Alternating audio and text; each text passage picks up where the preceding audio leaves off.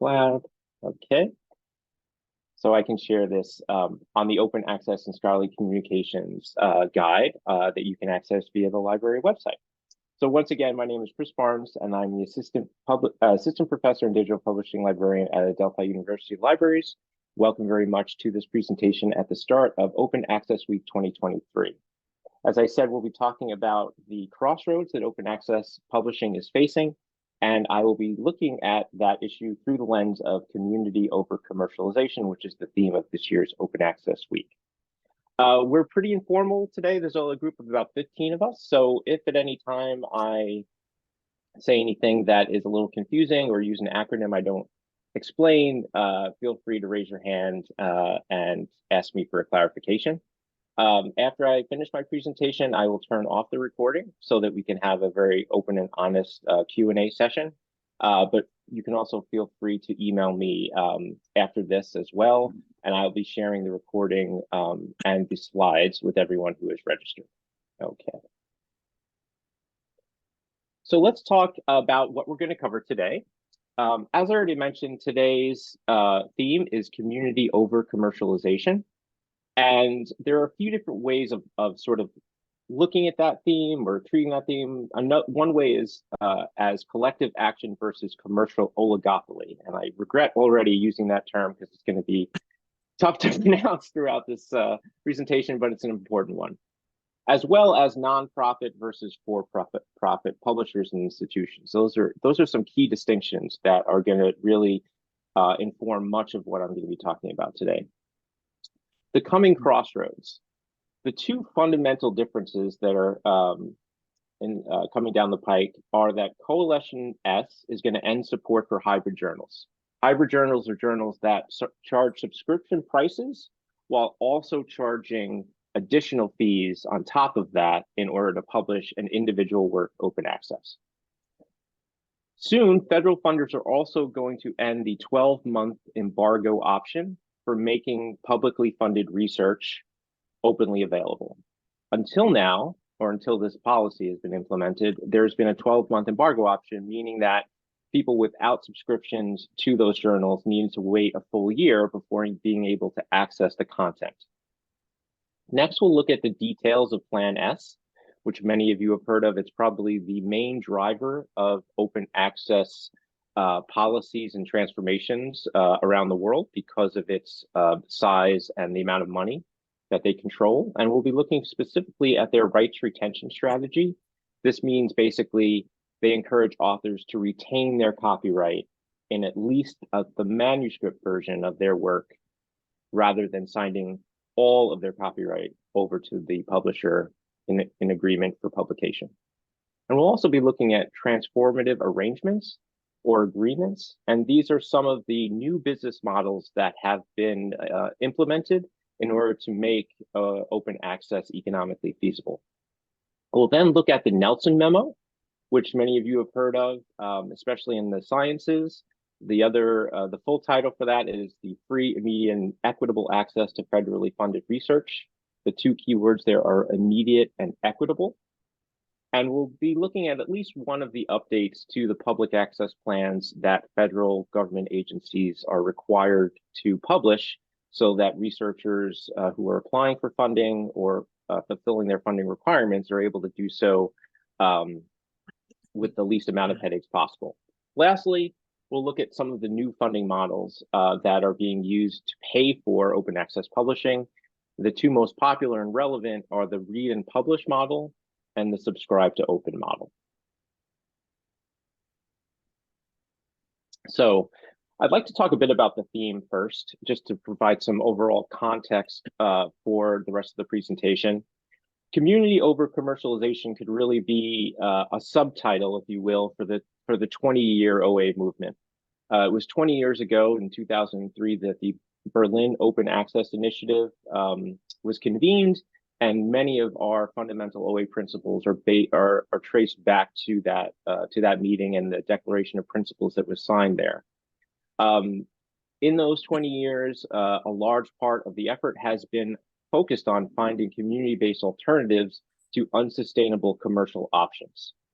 And at the heart of that movement have been fights for equity and transparency on the part of scholarly publishing.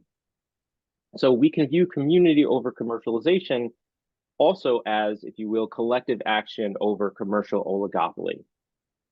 Since the 1950s, and especially since the 1940s, scholarly publishers, commercial scholarly publishers, have been consolidating at an alarming rate, such that 5 commercial publishers now produce or publish more than 50% of all the journals.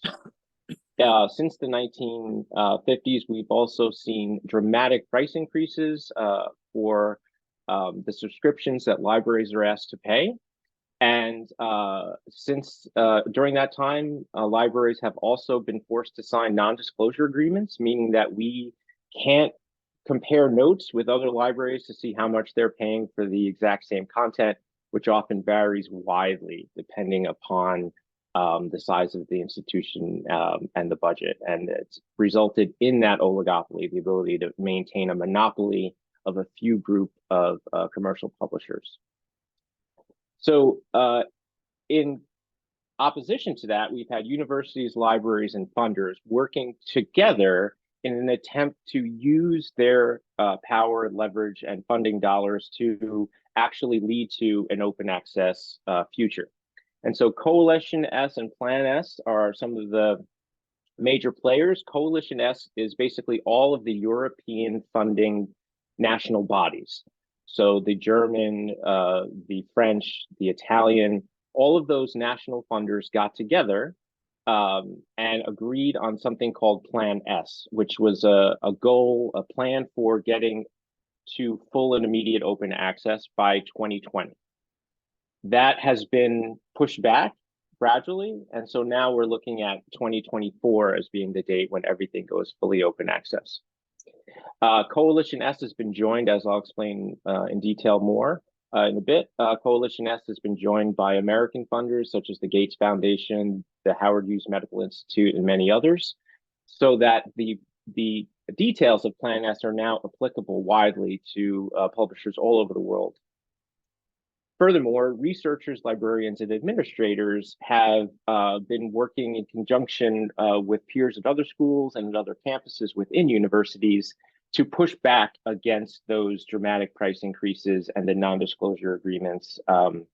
And one of those pushbacks was successful. You may have heard of the University of California pushing back against their Elsevier subscription to the point where they actually canceled their Elsevier subscription for the entire University of California, rather than sign an agreement which would not allow them to incorporate open access publishing fees within their subscription fees.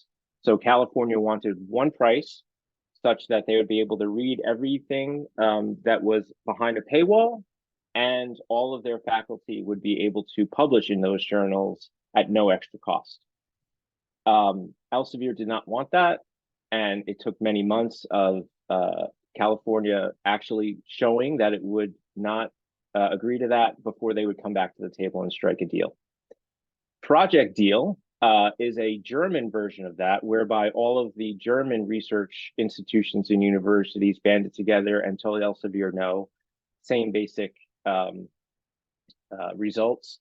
They went without for a while, and then Elsevier caved and gave them a read and publish agreement. This has continued to be the way in which progress has been made.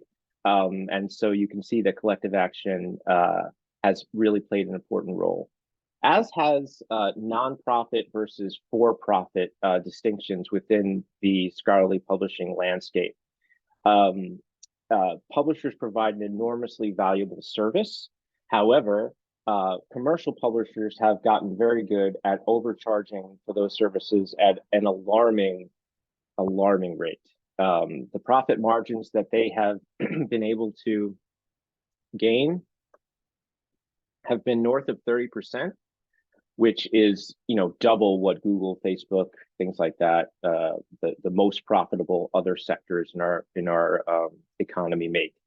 And that is mainly because they are given their content for free, right? If what you sell is given to you for free, you're going to be able to make a handsome return on that, as well as if the people who are your customers are forced to purchase those items no matter what.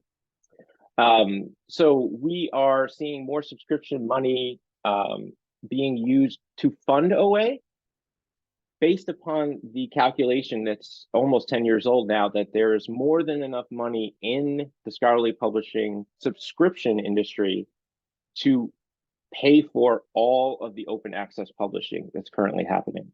So the billions of dollars that are currently flowing into the commercial publisher coffers are more than enough to flip to OA, meaning that if the subscription dollars flip to publishing dollars, everything could be open access immediately. That has been the conclusion of multiple economic assessments of the industry. Any questions about any of that?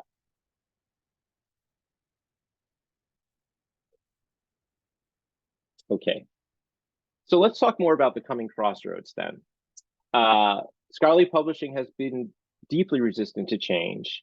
As a result, we've seen the collective action, but we've also seen things like new OA mandates from schools and funders. An OA mandate from funders would be Plan S, which requires open access.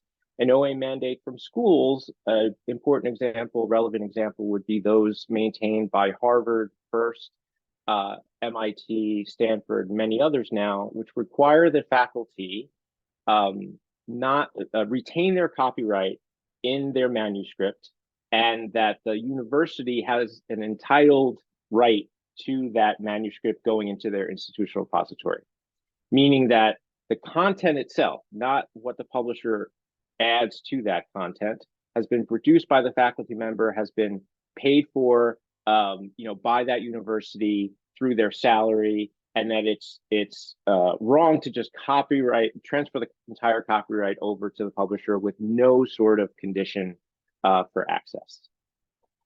There's been a willingness to walk away from subscriptions, as we saw on the part of Berkeley and various European funders, and there's been this requirement of transparency and progress towards full OA, meaning that we want to know what these how these prices are being derived, and what kind of progress we're actually seeing towards the goal of full open access.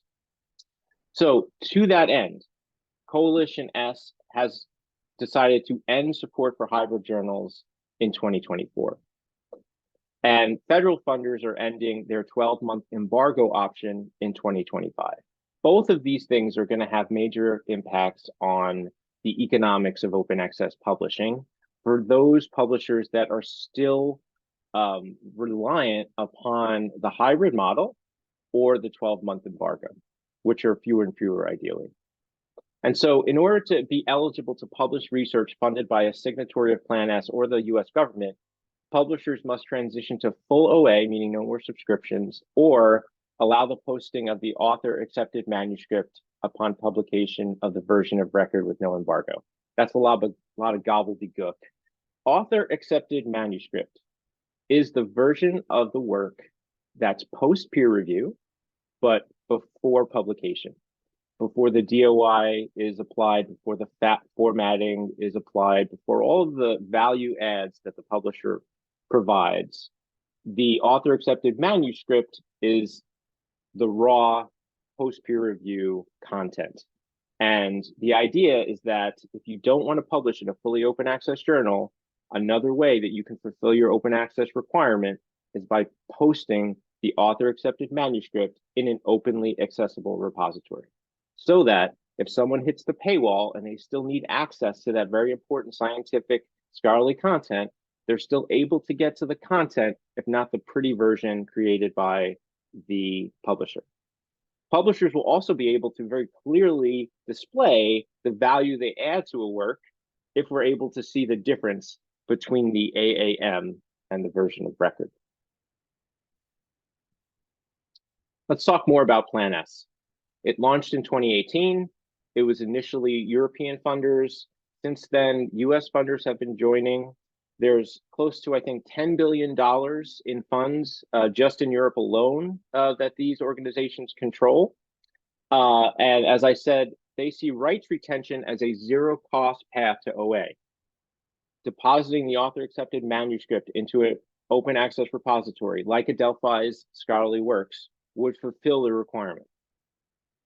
They are opposed to subscription journals which charge author fees. That's the hybrid version. They agreed to fund them until December 31st of next year. And these journals that they're funding until that time have to agree to take part in a transformative arrangement. That means that they would provide a yearly report as to whether or not they're meeting their targets in terms of the percentages of articles that are being published OA. Annually, they have to increase in absolute terms at 5%, in relative terms at 15%. I don't quite know the difference, what that means, but anyway. Let's look at the details, all right?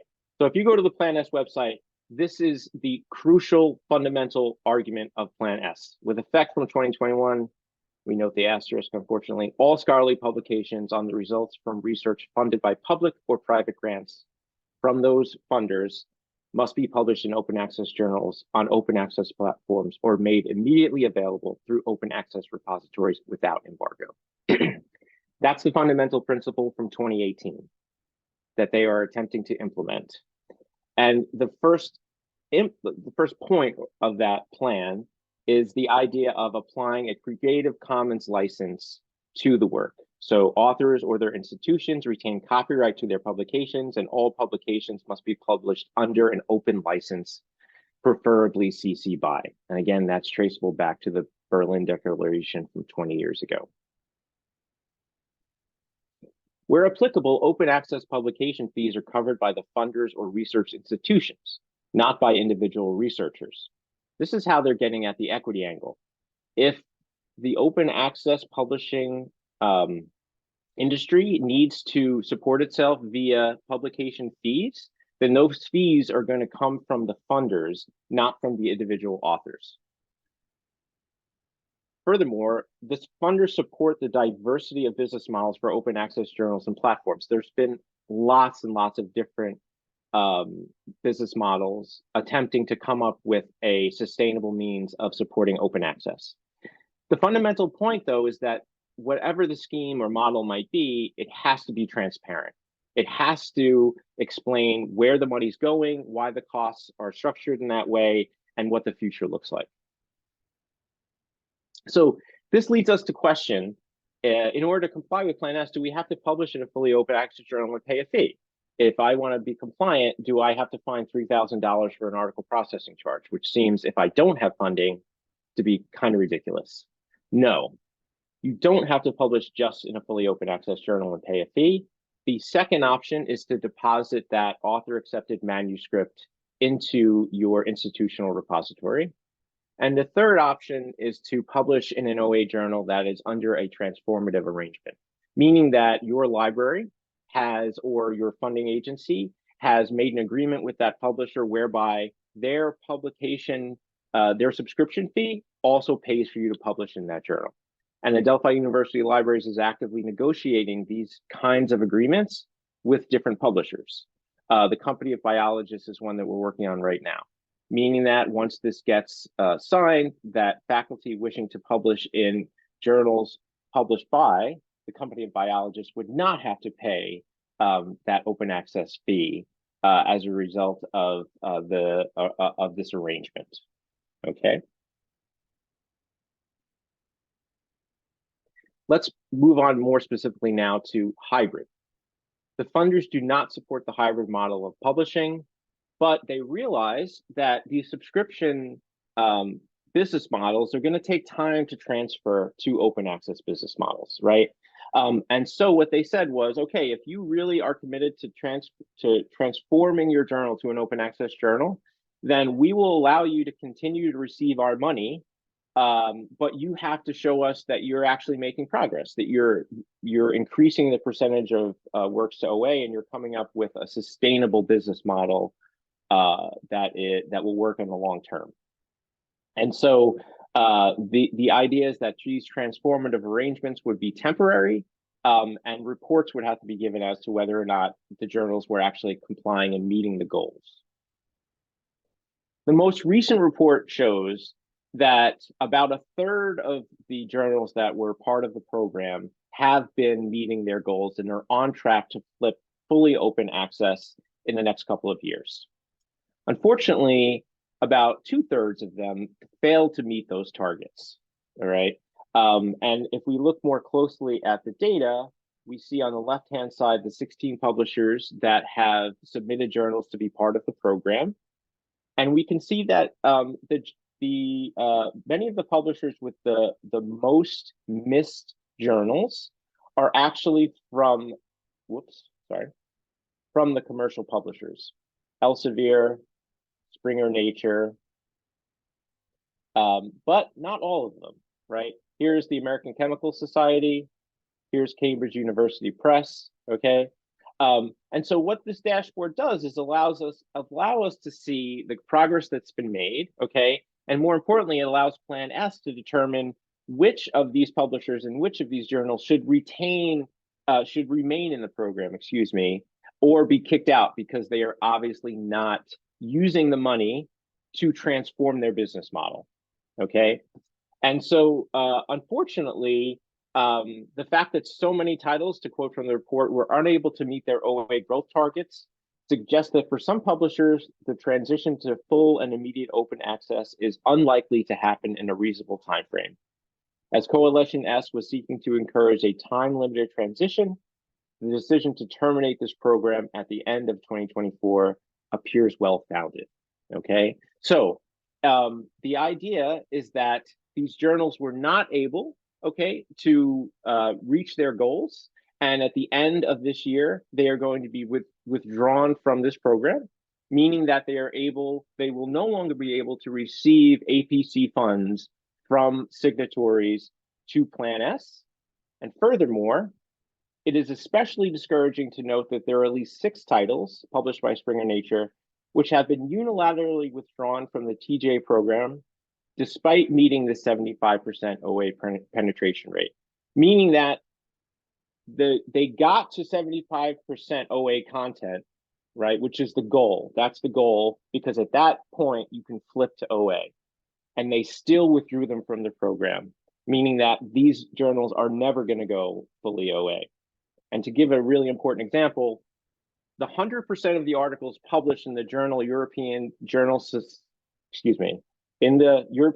for Security Research were published OA in 2022. And in another journal, they were published, 95% of them were published OA.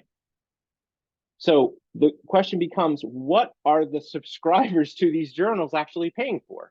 If all of the content's open access and they're still charging a subscription fee, where is that money going? Even ignoring the question as to what content subscribers are still paying for, if a title is not prepared to flip at these levels of OA, the only logical conclusion is that they will never flip to full OA. Aditi, do you want me to clarify something? Aditi? Oh, okay. Okay. So the Nelson memo. Sorry, Chris. I okay. was trying to unmute myself. It's not going to work easily. Anyway, I would like to know, where is the publishers like Wiley and American Association of Science, These are the only publishers that submitted journals to be within the transformative agreement program. Oh, so not everyone did, only these 16. Oh, okay. Thank you. That's You my bet. question. Okay. You bet. Okay. Any other questions about that? About Plan S or these figures? Okay. So now we're switching from sort of nonprofit funders like the Gates Foundation and European funding organizations to the U.S. government. Okay. Since 2013, the U.S. government has been encouraging open access, or what they term public access, to government-funded research. The difference between public access and open access is licensing. Something could be publicly accessible, meaning it's free to read online, It doesn't necessarily mean it's been published open access. Open access is more about reuse than it is about just being able to read something for free. So the Nelson Memo, the full title of the Nelson Memo is Free, Immediate, and Equitable Access to Federally Funded Research. And it builds on the 2013 memo, okay, called the Holdren Memo. And what that memo allowed was it pushed for open access, but it said you can have a 12-month embargo before you have to put everything out there for free. And government agencies that have less than $100 million in R&D funding don't have to fulfill this mandate, okay? Now, since 2013, the biggest complaint that the Office of Science and Technology Policy, pardon me, has received is regarding the 12-month embargo, because it means that for 12 months, those without money to pay for those subscriptions don't have access. The Nelson Memo 2022 removes both of these. So there's no more 12-month embargo. Everything has to go immediately open access and online. And there are no more exemptions for the $100 million and under. Not that there were that many to begin with. So since 2013 up until today, we have seen public access policies published by more than 20 federal agencies, and that accounts for 98% of federal R&D dollars. And so these new policies with the no more embargo, they're going to have to be published by next year and implemented by 2025. Some of these have already been coming out, all right? Those organizations that oversee the most amount of federal dollars want to get ahead of the game, as you might expect. And so, for example, the National Science Foundation and the Department of Energy have come out with new public access plans informed by the Nelson Memo. And just to look at one of them, the NSF Public Access Plan, in terms of timeline, they commit to being ahead of the game. They commit to publishing their guidance before December 31st, 2024. They commit to implementing it before December 31st, 2025. In fact, no later than January 31st, 2025. In the executive summary, the NSF Public Access Plan 2.0 says that all peer-reviewed scholarly publications will be publicly accessible by default without embargo or delay. It's important to point out that we're talking about peer-reviewed publications here, because there are some other terms that apply to non-peer-reviewed publications. Furthermore, scientific data, this is also new. Scientific data associated with peer-reviewed publications resulting from NSF awards will be made available in appropriate scientific disciplinary repositories. So since 2013, many researchers have been having to submit data management plans in addition to their funding requests. Now those data management plans become data management and sharing plans, because the idea is that you're going to add your data, upload your data to an openly accessible digital repository so that the underlying data is also open access. The idea is to help with reproducibility of results and the testing of results. Exceptions are going to be based on legal, ethical, IP, national security considerations, not upon profit, right? Not upon profit. Lastly, persistent identifiers, or PIDs, and other critical metadata associated with peer-reviewed publications will be collected and made publicly available in NSF-PAR. NSF-PAR is the NSF's institutional repository. It stands for Public Access Repository.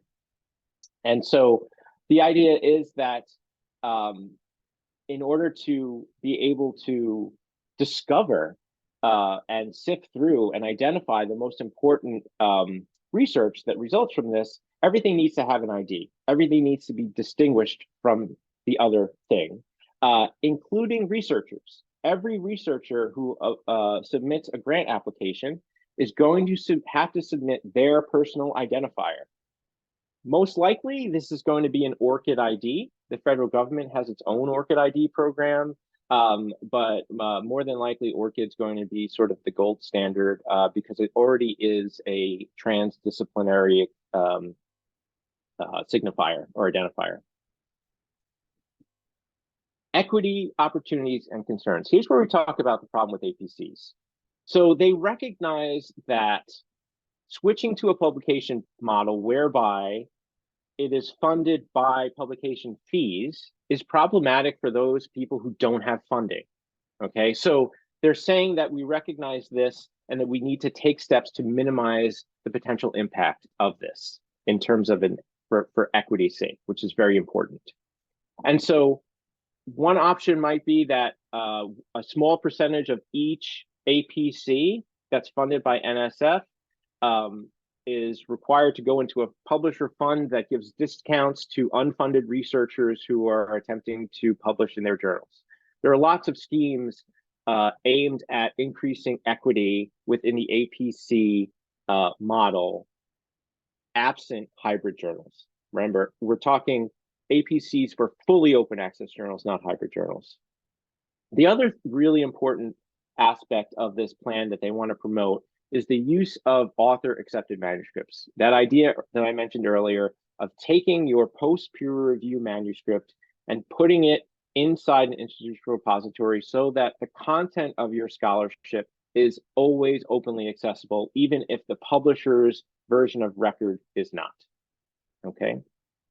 They also want to minimize the consequences of this massive change. Some of the smaller publishers have been struggling to find ways of switching from subscription to open access. They made a lot of progress, but the NSF is still cognizant of the pressure on these organizations and the need to help them through this transition because again, it's an equity issue. We don't want small niche publishers that serve vital interest to a small group of researchers to go away because they can't make the flip work financially. And then lastly, ameliorating the possible impact of large APCs on small awards. So APCs traditionally run about $3,000 nowadays, okay? But they can run as high as $11,000 if you're trying to publish at Nature, okay? There's even an attempt now to charge scholars for the right to put their own manuscripts in their own repositories. So stay tuned. Lastly, we want to talk about the new funding models that we are using, that libraries and research institutions and nonprofit institutions of every stripe are using to fund their publishing initiatives. It's a fact that there's enough money in the subscription revenue for publishers to switch to OA. Many different studies have confirmed this.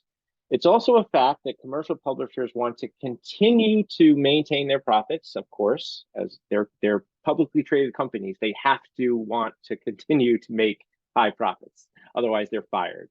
They want to continue to pay APCs on top of their subscription fees, okay? The hybrid version, right? Of course they do. It's a great business model for them. They get more money on top of the money they're already getting, okay? But publishers need to use those subscription dollars to flip to OA if they still want to be in the game, all right? If they want to be publishing research that's federally funded or funded by any of these many other funders who have signed on to Plan S. So we have two different kinds of agreements I want to talk to you about today. The first is read and publish. You've probably been hearing about these for a while now. These are signed by individual libraries, consortia, entire countries. So I mentioned Project Deal. That is every research organization in Germany signing a read and publish agreement with Elsevier or Springer Nature, meaning that every single German researcher would not have to pay an APC as a result of that read and publish agreement. Furthermore, these read and publish agreements are supposed to continue to fund the transition to OA, meaning that the amount that we pay for them should decline over time. Okay, as the subscription content percentage declines, the amount we're paying should also decline in kind. Okay, these are going to continue, all right, to proliferate. as long as they are continuing to fund full transition to open access. Lastly, subscribe to open. This one operates on an annual basis, all right? And the way it works is when enough subscription dollars are collected, content for the following year is made open access. So MIT University Press publishes a journal. It reaches out to all of its subscribers and says, if all of you subscribe next year at these rates, we'll be able to make this journal or this group of journals open access. As long as the libraries continue to use their subscription dollars for publishing dollars, right, this business model can go forward.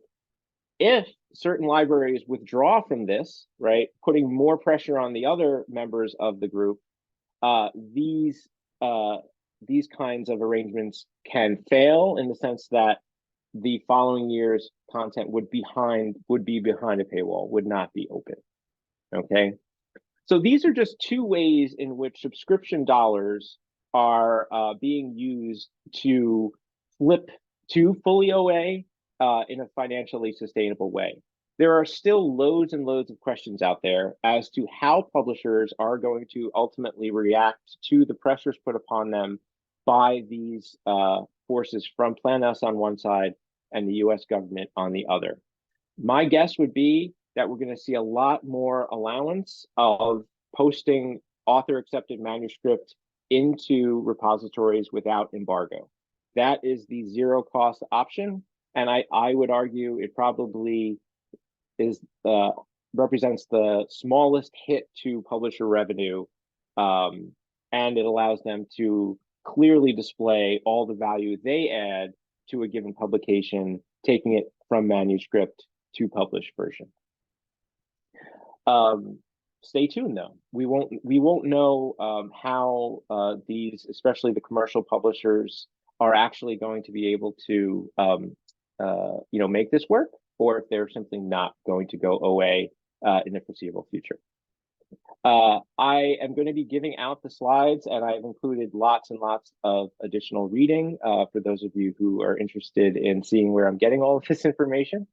But with that, I will just thank you and say that I would love to hear your questions or comments, and that you can also email me at cbarnes@adelphi.edu if you couldn't make it to today's talk. And you could check out the following library guides for more information. The Open Access and Scholarly Communications Guide is the one with the Open Access Week, page, and this recording will be there.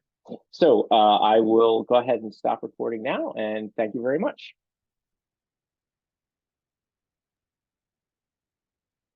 Thank you, Chris.